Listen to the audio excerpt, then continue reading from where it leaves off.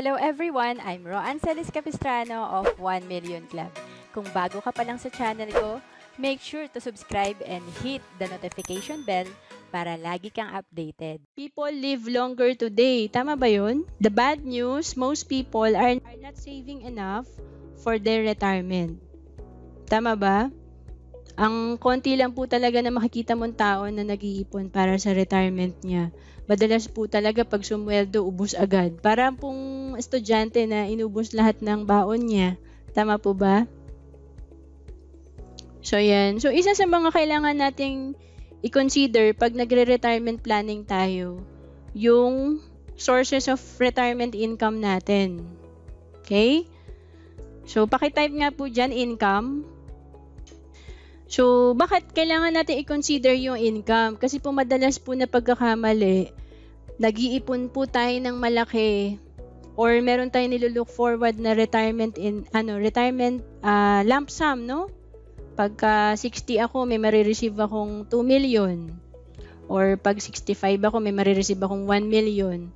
So, nag-i-stop na tayo mag-isip sa ganong nakasanayan natin. Pero tandaan nyo, 'di ba, kapag matanda ka, may mga expense ka pa rin, may mga gastos ka pa rin. Kaya kailangan yung income mo tuloy-tuloy pa rin. So nagagawa po natin 'yan pag tayo ay nagre-retirement planning kasi dito tinuturuan tayo magkaroon ng passive income.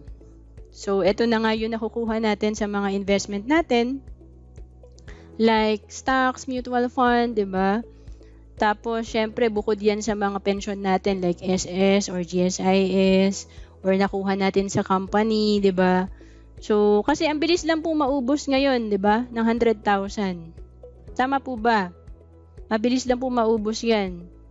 So, kung meron kang 1 million, ilang years kaya tatagal yun pagka-retire mo? Di ba? Kasi meron po nabubuhay 80 hanggang 90 years old. So kung nag-stop ka ng 60 years old, meron ka pang 20 to 30 years para mabuhay. Okay? So minsan kasi pag ba 60 ka, 'di ba? Patay ka na ba agad ng 65 ka? Bata pa yung 65, 'di ba?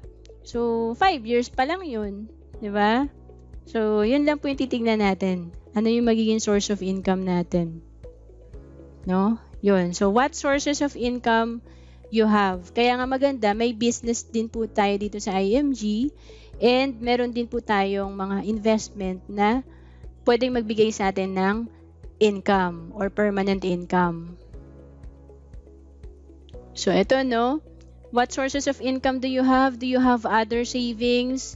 Will you have to borrow from your equity? Diba?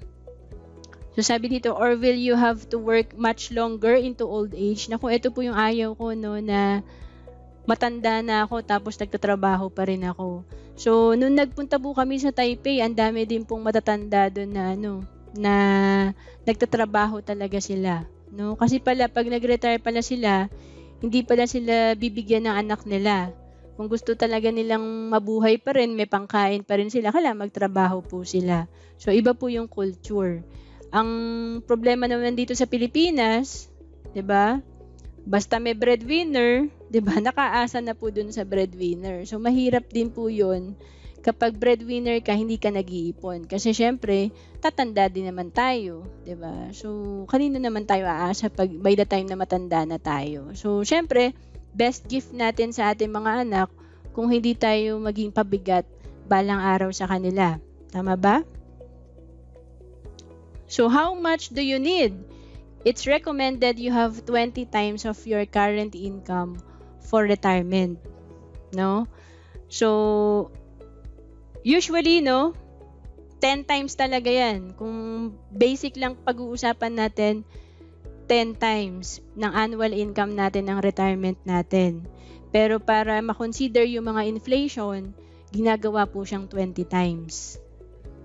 So, halimbawa, if your current income is 200,000 per year, you need 200,000 times 20 equals at least meron kang 4 million, no, na retirement fund. So, sobrang kayang-kaya po yan. Basta gawin po natin yung career dito sa IMG. May business naman po tayong pwedeng gawin dito para makaipon talaga tayo ng ganitong halaga at makapag-invest din para mas mabilis mag-growth yung ipon natin.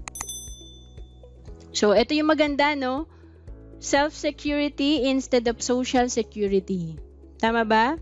Kasi ako iniisip ko, 20 years from now, kung magre-retire ako, baka mamaya marami na rin nagkiklaim sa government na pension. So, sabi ko, kung may savings ako, meron akong additional dun sa mga pension na ibibigay ng government. So, invest for your retirement. So, ito, no, ang ganda, no? In life insurance, if you die too soon, your family will get a big death benefit payout. So, yun yung napag-usapan natin kanina. Again, life insurance is a protection and instant money sa family natin pag may nangyari sa ating mga breadwinner. So, in investment, if you live too long, you will win with the long-term payout. So, yun na maganda, no? Pag may investment tayo, nakapagtanim tayo, parang puno na mangga, umaani na lang tayo ng interest. One of the most realistic investment options to outpace inflation and save on taxes is mutual funds. So again, itong mutual funds, matututunan natin to sa workshop 3 sa IMG.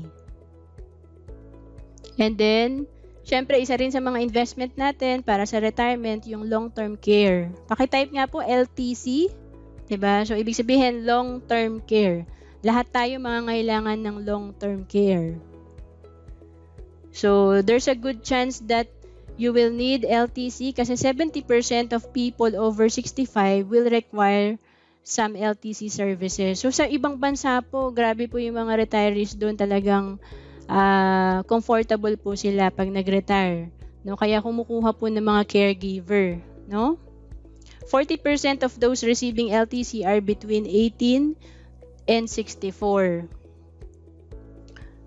So, naisip niyo na ba yun? Like ako, iniisip ko din, no? Paano kaya pag matanda na ako? So, syempre, minsan kasi hindi mo na kayang gawin yung ginagawa mo ngayon eh. So, tignan natin dito, no? Mangangailangan talaga tayo ng caregiver eh, kasi misconceptions about long-term care, tingnan natin.